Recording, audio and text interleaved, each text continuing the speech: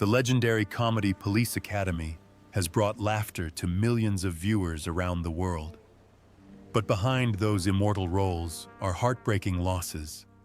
In this video, we will look back at the journeys and lives of 14 Police Academy stars who have passed away, to remember the faces that made up the legend of the time.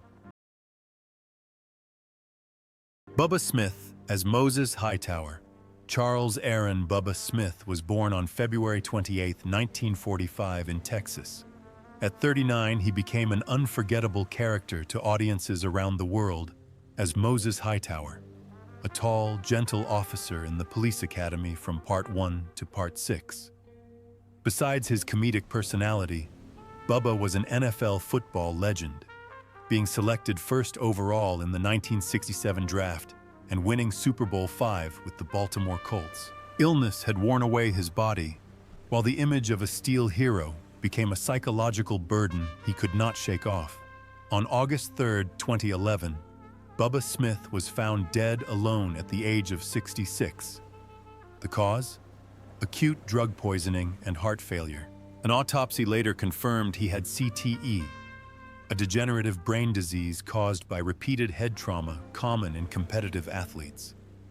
His heart was twice its normal weight at the time of his death, a poignant symbol of the price paid for sporting glory. Marion Ramsey as Laverne Hooks. Marion Ramsey was born on May 10, 1947 in Philadelphia. At 37, she made her mark in film history as Officer Laverne Hooks, the timid but surprisingly courageous policewoman in Police Academy, from Season 1 through Season 6. Her soft, high-pitched voice became iconic, making Hooks a character audiences would never forget. But the role ultimately became a gilded cage, trapping Ramsey in a single on-screen identity.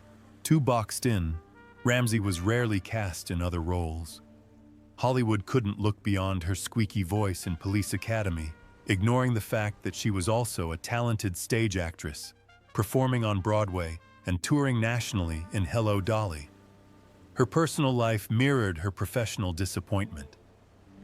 After a failed marriage, Marion withdrew from relationships altogether. Childless and without any family, she lived alone in her home in Los Angeles. In her final years, Marion's health rapidly declined. Although the specific cause of death was not released, she suffered a brief illness before passing away on January 7, 2021, at the age of 73. Close friend Nell Carter once revealed that Marion was a very private person, often hiding her pain behind a smile.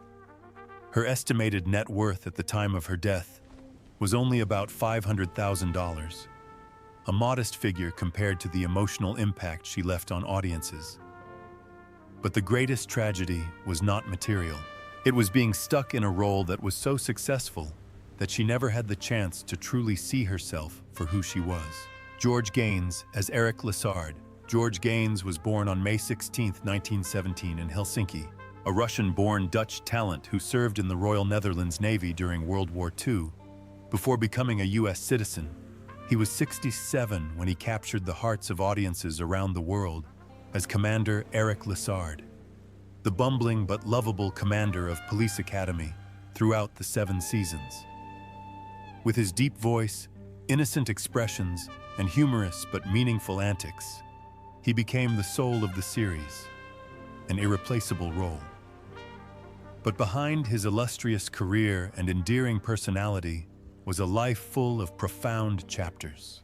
Gaines served in Sicily, Anzio, and the Adriatic, a history that Hollywood rarely mentions. He had a long and happy marriage to actress Alan Ann McCleary, but tragedy struck in 1989 when their son, Matthew, a former Olympic kayaker, died in a car accident in India. It was a loss that left a deep wound in Gaines, and many believe he became more withdrawn after that moment. In his later years, his health declined, his eyesight deteriorated, his memory faded. But he retained the charm and kindness that characterized both him and Commander Lessard. On February 15, 2016, George Gaines passed away at his daughter's home in North Bend, Washington, at the age of 98. He left behind an estimated $2 million estate, a modest home, and millions of smiles to share with audiences around the world. Hugh Wilson as angry driver. Hugh Hamilton Wilson Jr., born August 21, 1943 in Miami, Florida, was one of the most talented creators in television and film in the 1980s and 1990s. At age 41, he not only directed, but also appeared briefly on screen as Angry Driver in Police Academy, 1984, a comedy that became a worldwide hit and launched a long-running series.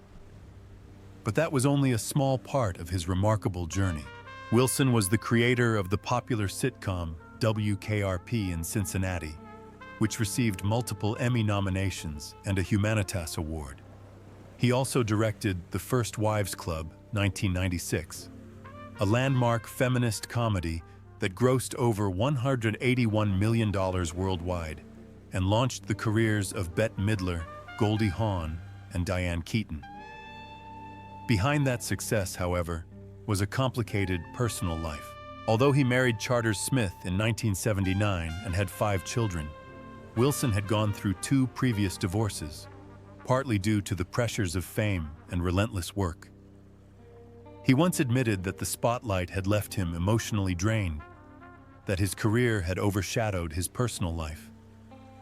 A devout Catholic and later a visiting professor at the University of Virginia, he carried the silent burden of feeling he had missed out on so much precious family time. Wilson died on January 14, 2018, in Charlottesville, Virginia, at the age of 74, after battling lung cancer and emphysema.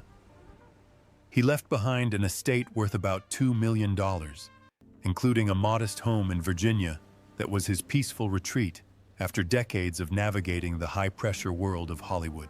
Doug Lennox as gang leader. Douglas Joseph Lennox was born on January 21, 1938 in Canada.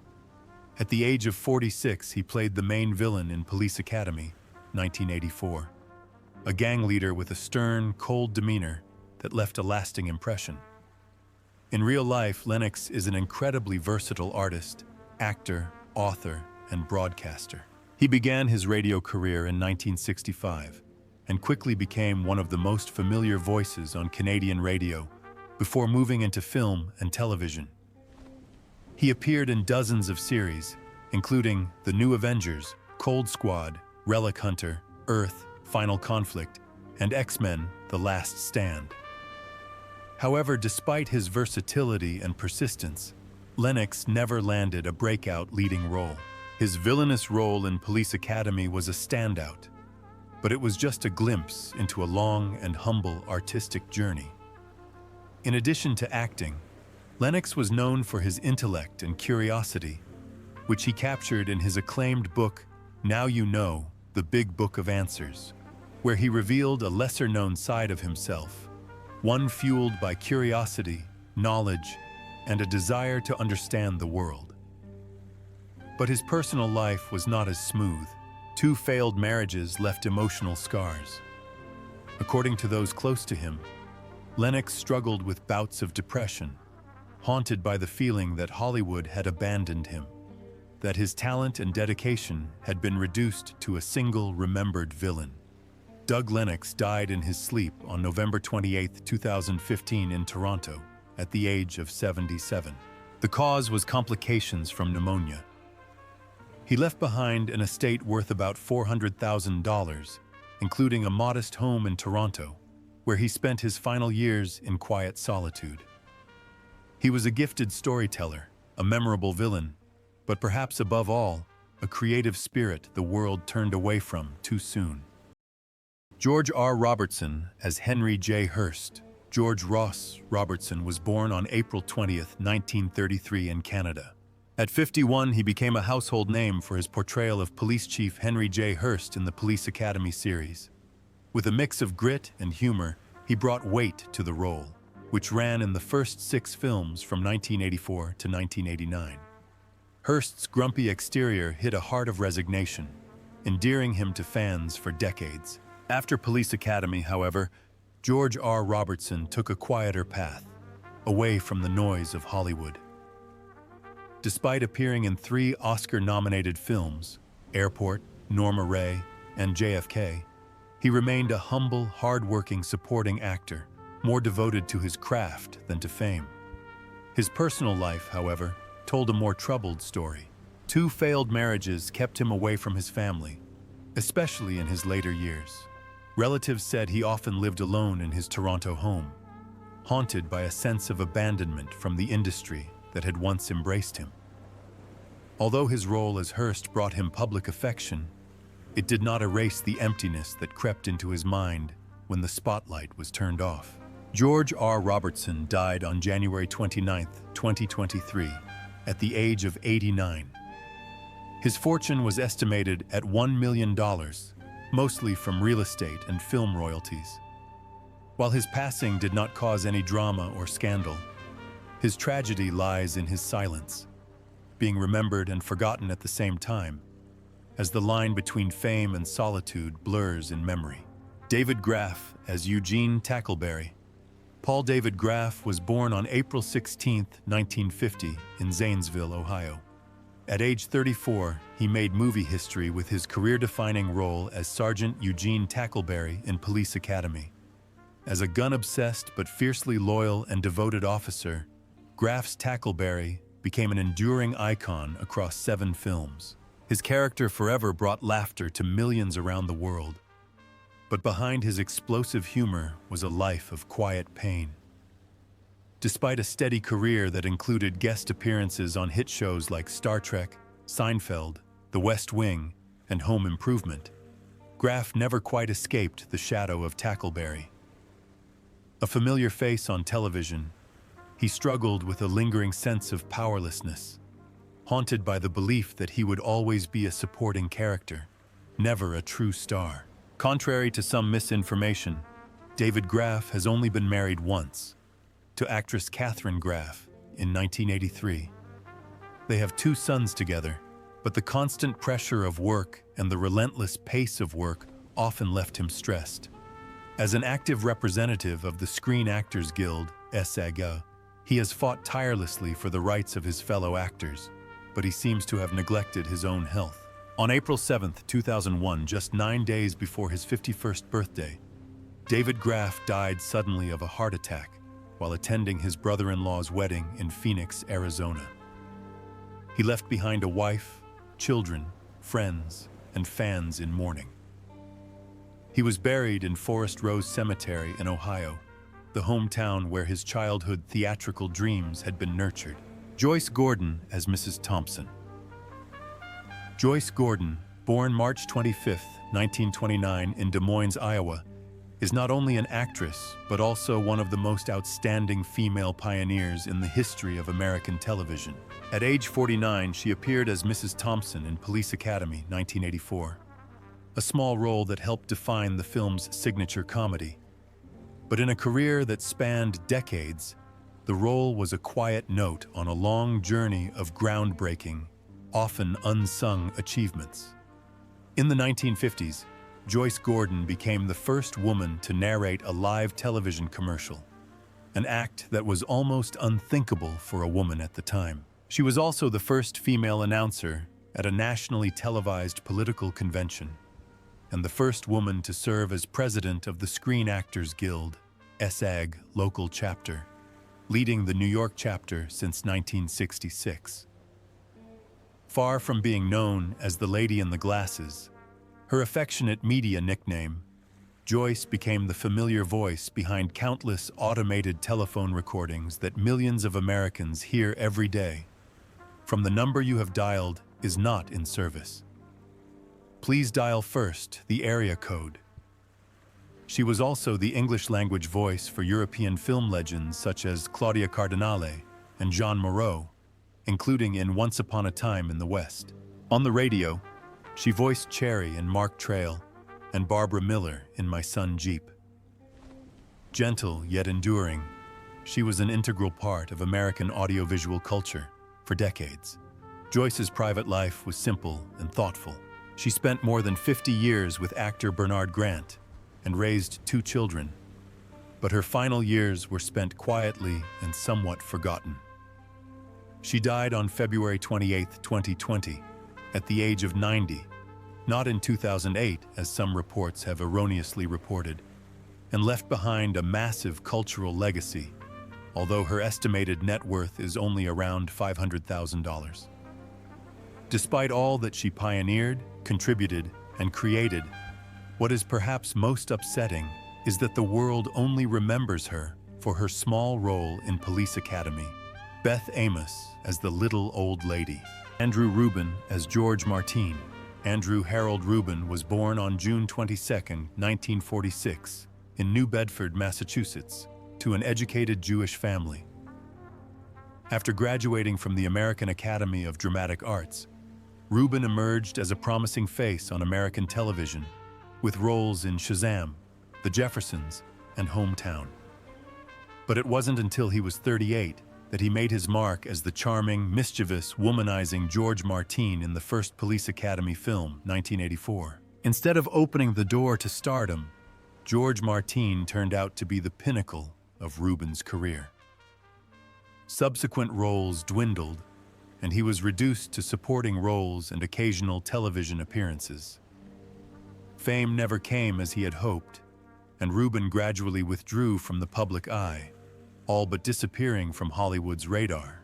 Few people knew that behind his humor and charisma was a decades-long battle with nicotine addiction, a silent killer that eventually claimed his life. On October 5, 2015, Andrew Rubin died in Los Angeles of lung cancer at the age of 69. He was married once, but kept his personal life largely private, spending his final years in solitude. At the time of his death, his estate was valued at around $1 million, including a modest home in Los Angeles, where he spent his time painting, writing, and living away from the limelight. Deborah Lee Scott as Violet Fackler. Deborah Lee Scott was born on April 2, 1953, in Elizabeth, New Jersey. At the age of 31, she appeared in the 1984 film Police Academy as Violet Fackler, the fiery, eccentric wife of Douglas Fackler. Although it was a supporting role, the role made her a household name during the golden age of American sitcoms. Off-screen, however, Scott's life was filled with hidden wounds. After early success in Mary Hartman,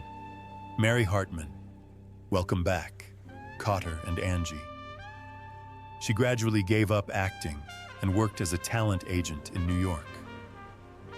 Tragedy continued to strike. Her marriage to actor Jonathan Frakes ended, and she suffered the greatest heartbreak of her life when her fiancé, police officer John Dennis Levi, was killed in the September 11th attacks. According to her sister, Deborah Lee never recovered. She became heavily addicted to alcohol, became increasingly withdrawn, and struggled with severe depression. Just days after her 52nd birthday, Deborah Lee Scott died in her sleep at her home on Amelia Island, Florida. The official cause: complications from cirrhosis of the liver, linked to years of alcohol abuse. Her estate was worth an estimated $300,000, a modest sum given the fame she once enjoyed. Dar Robinson as Thug in Plaid. Dar Allen Robinson was born on March 26, 1947 in Los Angeles. Growing up surrounded by trampolines, gymnastics mats, and a love of danger, at 37, he appeared in Police Academy in 1984 as a checkered-shirted thug, a small role that barely hinted at his immense legacy. With 19 world records and 21 firsts in death-defying stunts, Dar Robinson was more than just a stuntman. He was a living Hollywood legend until the day he died. Robinson was the first person to jump 700 feet from the CN Tower, fall 220 feet from the Hyatt Regency, launch a car over the rim of the Grand Canyon, and free fall from a helicopter 311 feet, all with precision calculations. He hasn't broken a bone in 13 years, but ironically, his only fatal fall wasn't even a major stunt.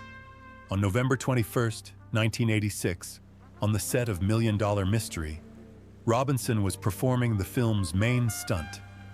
While performing a simple motorcycle chase for extras, which wasn't even a planned stunt, He lost control of his motorcycle and plunged off a cliff, dying instantly at the age of 39.